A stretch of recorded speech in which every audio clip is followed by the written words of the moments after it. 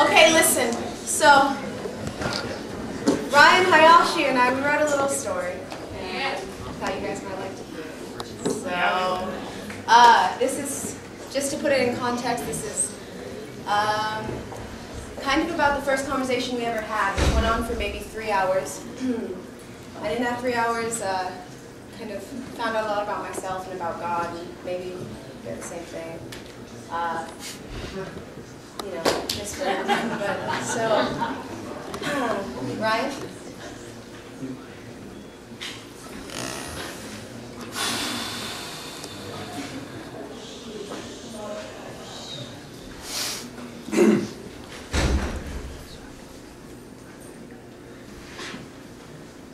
I have waited eons and eons and eons of lifetimes to live this life.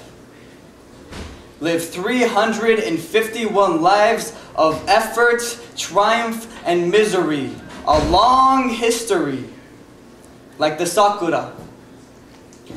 351 days of standing alone, battling the elements, the wind, the snow, and the cold, fighting just for that 14 days of beauty, utsukushi. A calm breeze blows, a thick blanket of pink leaves fall softly like snow.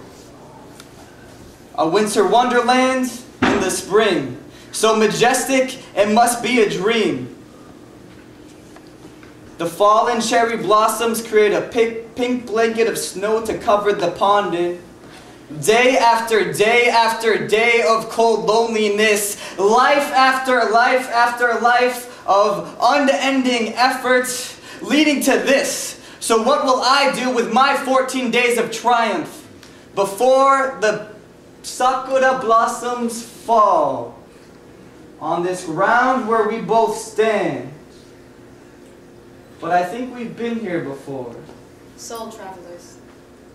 Like the tide, drifting away, then coming back in.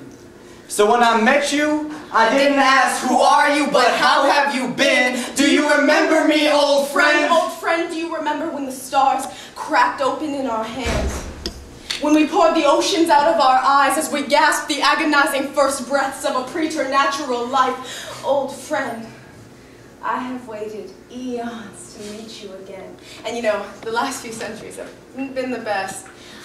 I fell out of the stars with return to sender stamped on my chest, but this time will be different. The evidence is written in the lines wrinkled into the ectoplasm of my ancient soul. Listen, this time will be different.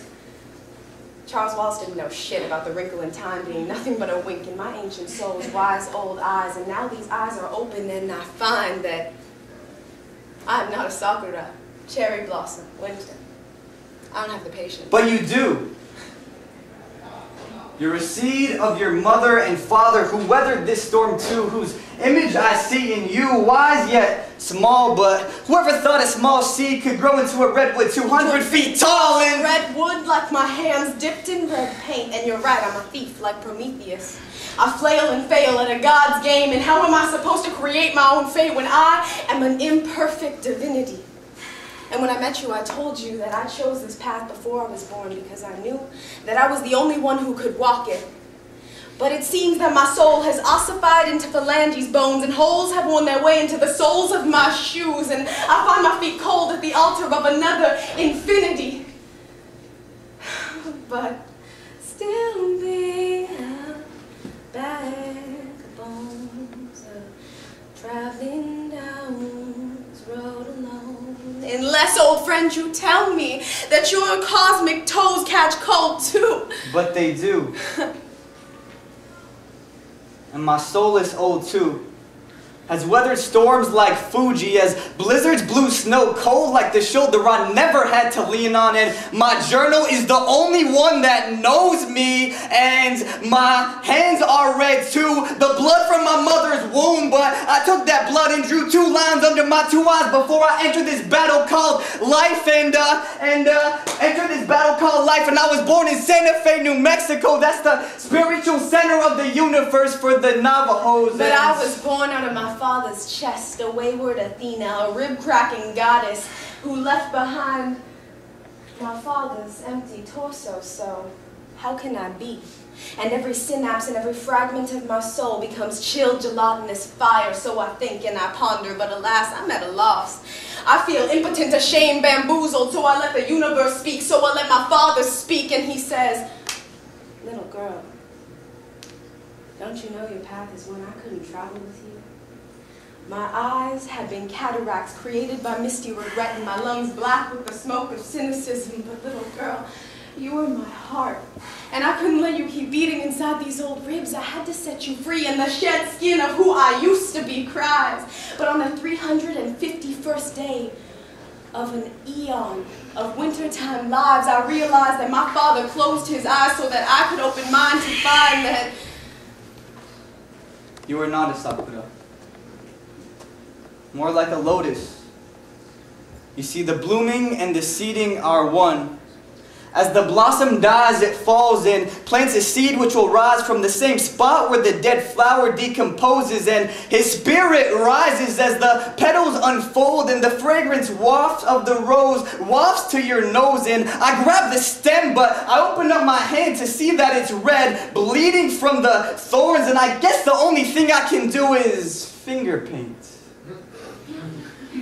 this picture for you of fallen cherry blossoms. You see, I'm a poet, so my pain is my paint, which I paint on this smoky mirror that is our relationship. But when I shattered the mirror, I didn't realize that what I hate in you is what I hate in me. Didn't see the blood on my hands, so I have to ask, why the people I love suffer more than anyone else? And I was told, they have compassion the deepest. They chosen to be broken to pieces, so put back together the beauty of their mosaic touches and reaches even more people than before. My father, my mother, my mother, my father. And as I tried to pick up the glass shards from the ground and put them back together, my blood-stained hands couldn't catch my tears as they fell to the floor. I'm still kneeling in the sand, catching teardrops in my hand.